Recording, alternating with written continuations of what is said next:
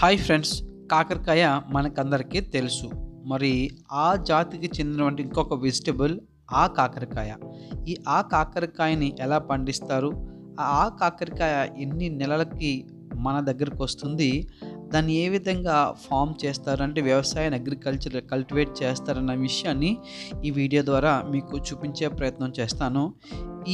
కాకరకాయలో ఫైబర్ అయితే ఎక్కువ ఉంటుంది. విటమిన్ సి దీంట్లో అధికంగా ఉంటుంది. దీంట్లో ప్రోటీన్స్ ఎక్కువగా ఉంటాయన్నమాట. సో అటువంటి కాకరకాయ దీన్ని పాదు అని పిలుస్తారనమాట. సో మొత్తం ఆ చివరి నుంచి ఈ చివరి వరకు కూడా కాకరకాయ పాదు మనకు కనిపిస్తుంది. ఇది మనకన్నా చాలా చిన్నగా తక్కువ ఎత్తులో దీన్ని ఈ పందిరిలాగా వేస్తారనమాట. ఆ పందిరిలో మనము కూర్చుని వెళ్ళడానికి మాత్రమే అవకాశం ఉంటుంది దాని క్రింద నుంచి. సో దాంట్లోకి నేను ఇప్పుడు వెళ్ళి ఆ క్రింద ఏ విధంగా ఉంటుంది, కాకరకాయలు ఎంత ఉంటాయి, ఎలా కాస్తాయి అనే విషయాన్ని వీడియో ద్వారా మీకు చూపించడం జరుగుతుంది. మనం ఇప్పుడు లోనికి వెళ్తున్నాం అనమాట. పందిలాగా చూశారు కదా, నేను లోనికి వెళ్ళాను ఇప్పుడు. ఇది ఒక క్రేపర్ అనమాట. క్రేపర్ అంటే పాదు అని పిలుస్తారు కదా. సో ఆ పాదు రకానికి చెందినటువంటి కాకరకాయ అనమాట కాకరకాయ. సో చిన్న పాదులాగా వస్తుంది. దాన్ని వీళ్ళు పందిరిలాగా అరేంజ్ చేయడంతో అటు ఇటు కర్ర పాతి మధ్యలో ఒక పందిరిలాగా అరేంజ్ చేయడంతో దానికి చుట్టుకుంటుంది అనమాట ఈ యొక్క క్రేపర్ అంతా. దానికి ఎప్పుడైతే చుట్టుకుని ఒక 15 రోజుల్లో అంటే నెల లోపు కాయలు స్టార్ట్ అవుతాయి అన్నమాట. కాయలు కూడా చాలా చిన్నగా ఉంటాయి, చూడొచ్చు. అంటే చిన్న సైజు నుంచి ఒక మీడియం కాస్త పెద్దగా ఎదుగుతాయి తప్ప కాకరకాయ అంత బిట్టరగడ్డ చూసారండి, కాకరకాయ అంత అయితే ఎదగదు. కానీ ఇది చేదు అయితే ఉండదు. బిట్టరగాడ అయితే మాత్రం చాలా చేదు ఉంటుంది. కాకరకాయ అయితే మాత్రం చేదు ఉండదు. మీరు చూడండి ఎంత చిన్న కాకరకాయ ఉందో ఇక్కడ.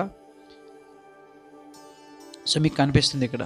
సో మొత్తం పాదు అంతా కూడా కాకరకాయలకు నిండిపోయిందన్నమాట. ఒక్కొక్క సీడ్కి ఒక్కొక్క ఈ క్రేపర్ వస్తుందన్నమాట. మీకు ఇంకా లోనికి వెళ్ళి ఇంకా దీని పెద్ద సైజు కూడా చూపిస్తాను.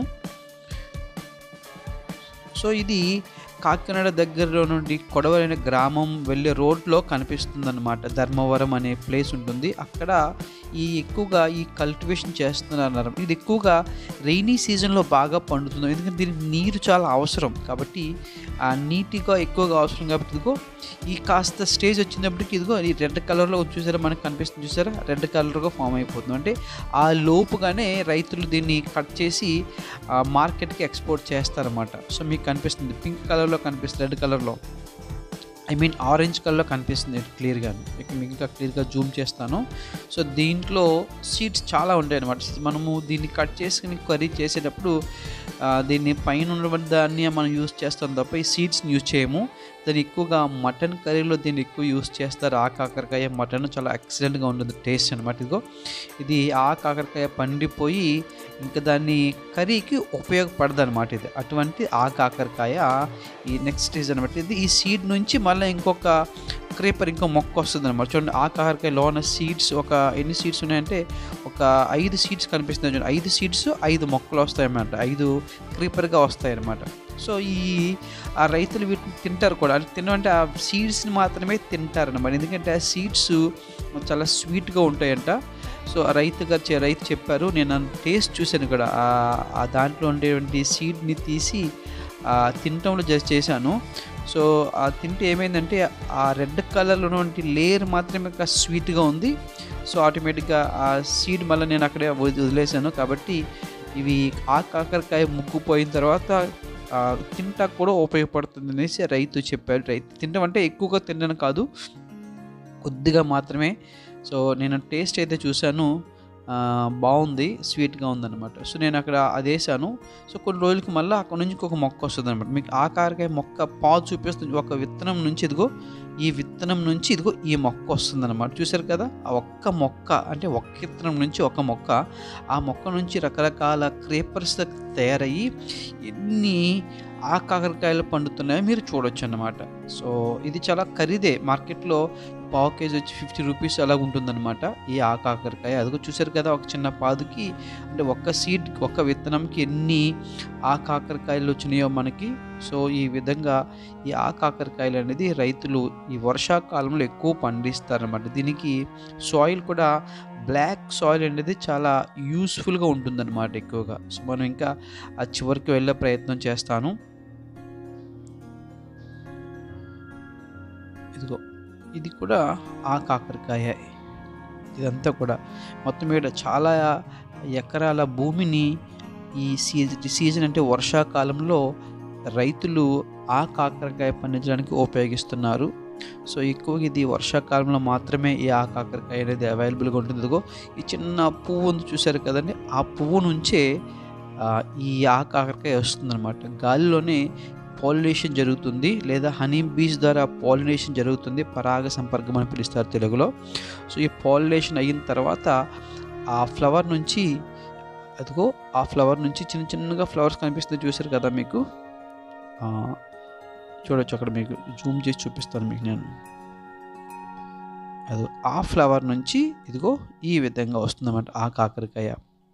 కొన్ని రోజులకి ఆ ఫ్లవర్ ఊడిపోతుంది, ఆ కాకరకాయ సైజు పెద్దగా అవుతుందన్నమాట. సో ఇదంతా నేచురల్గా జరిగే ఒక మార్పు అనమాట. సో నా చేతిలో అయితే కాకరకాయ పండిపోయినట్టు కాకరకాయ అయితే నా చేతిలో ఉంది. సో ఒక ప్రక్కేమో చిన్న కాకరకాయ రాకముందు ఫ్లవర్గా ఉంటుంది. అది స్టేజెస్ మారుతూ 2 మంత్స్లోగా ఇది మొత్తం చేతికి వచ్చేస్తుంది అనమాట పంట. మళ్ళీ అంటే రెయినీ సీజన్ అయిపోతే మళ్ళీ ఇది దొరకదు మళ్ళా. కాబట్టి ఈ కాకరకాయ అనేది సీజనల్గా ఉండే ఒక వెజిటేబుల్ అనమాట. సో మనం ఖచ్చితంగా టేస్ట్ చూడాలి.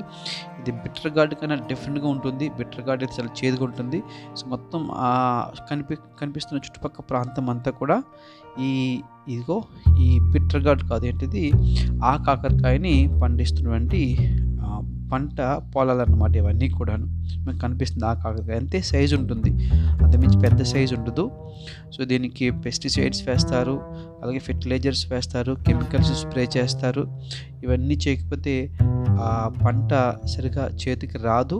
అలాగే పక్షుల నుంచి కానీ లేకపోతే క్రీచ్ ఇన్సెక్ట్స్ నుంచి కానీ మనం రక్షించుకోవాలంటే ఇదిగో నేను టేస్ట్ చూశాను అనమాట.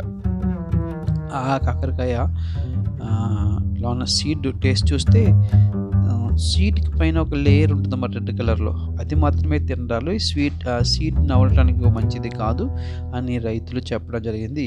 సో ఆ సీడ్ తిన్న తర్వాత నాకైతే కొద్దిగా బాగుంది అనిపించింది, అంత ప్రాబ్లం అయితే లేదు నాకు.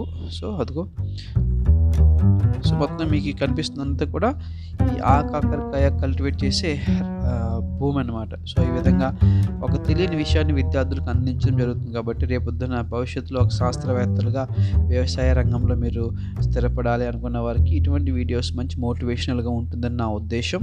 ఎందుకంటే అందరూ సాఫ్ట్వేర్ హార్డ్వేర్ అయిపోతే వ్యవసాయ రంగంలో ఉపయోగించే వ్యవసాయ రంగానికి వచ్చే విద్యార్థుల శాతం కూడా పెరగాలంటే ఇటువంటి విషయాల మీద అవగాహన. కాబట్టి thank you for John sir Kakinada YouTube channel.